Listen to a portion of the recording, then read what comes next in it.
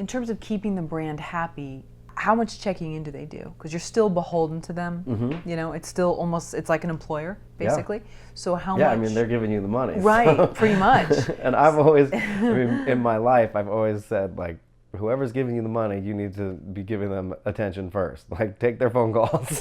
Sure. Because that's what, you know, you have a responsibility. I've always felt like I have a, you know, a moral, ethical responsibility to, you know, at the end of the day. Right. And so did you see, I know you came in when stuff was already established, but did you see a lot of checking in, notes back? Because I can imagine they would have some creative input in terms of like, oh, maybe you're doing too much poking at the brand, or you're not doing enough, or this or that. I mean, I don't know if we were just incredibly lucky with the brand that we're working with, but they barely had any notes ever. Wow. Yeah.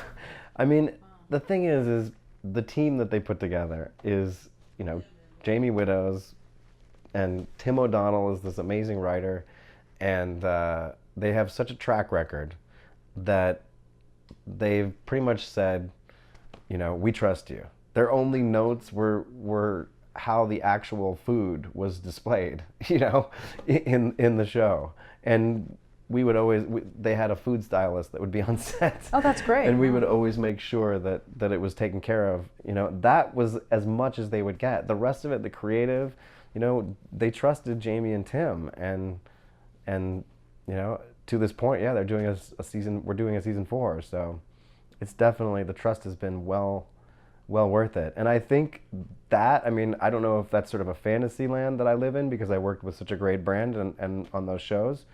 But I think that's the sort of my message to brands is like, you can't start getting too involved in, you know, getting in the way of the creative. You've got to get with a team that you believe in and that you think is going to make it work and let them do their work. And at the end of the day, that's the way you're going to get the most success.